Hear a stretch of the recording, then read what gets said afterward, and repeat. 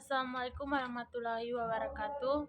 Salam sejahtera untuk kita semua.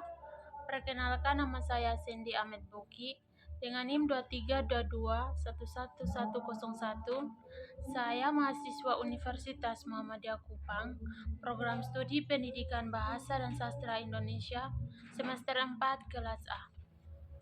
Pada video kali ini, saya akan memberikan pandangan saya terkait novel Gadis Pantai karya Pramedia Ananta Toer.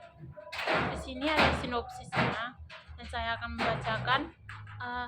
Novel Gadis Pantai menceritakan seorang gadis pantai yang masih berumur 14 tahun. Kehidupan sehari-harinya menumbuk udang dan membelai jala untuk mencari ikan di laut.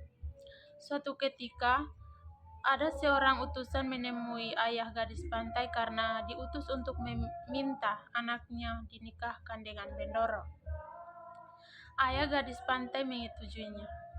Gadis pantai dinikahkan keris karena Bendoro berhalangan hadir.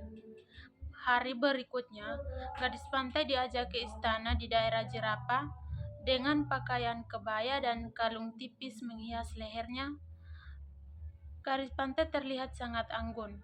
Bersama keluarga, lurah kampung, dan sanak saudara mengendarai dokar yang ditemani oleh Mardina.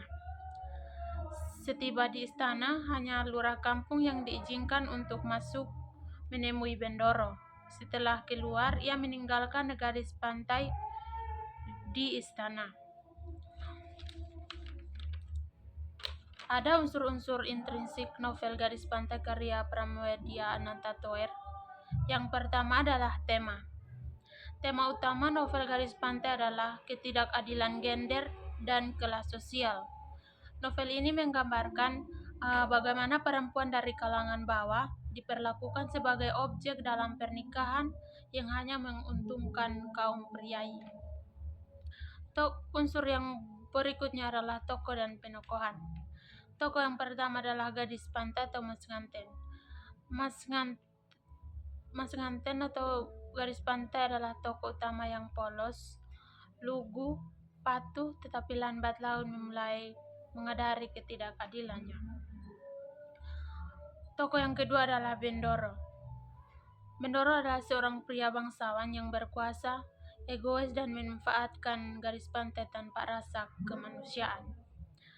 Tokoh yang berikutnya adalah Mardina. Mardina adalah seorang pengkhianat yang diutus untuk membunuh Mas Nganten demi ambisi menikah dengan Raja Demak. Tokoh yang berikutnya adalah ayah Mas Nganten. Ayah Mas Nganten adalah seorang nelayan yang awalnya bangga menikahi anaknya dengan Bendoro, tetapi kemudian menyesali keputusannya.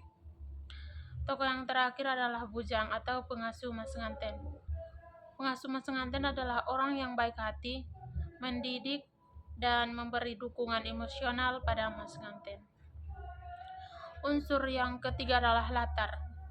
Latar tempat di kampung nelayan atau pinggir pantai, rumah Bendoro atau istana dan Blora.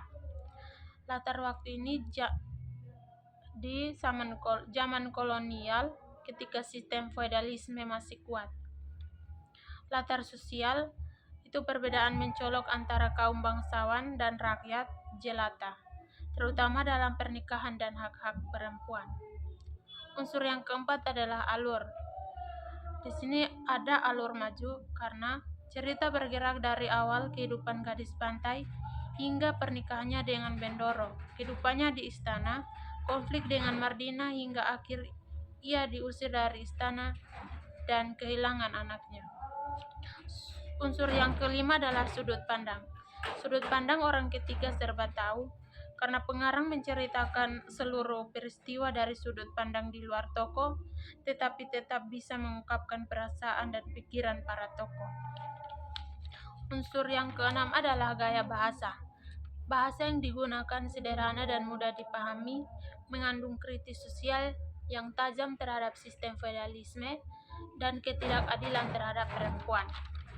Baik, demikian dari saya. Bila ada kesalahan mohon dimaafkan. Assalamualaikum warahmatullahi wabarakatuh. Sampai jumpa di video kali berikut.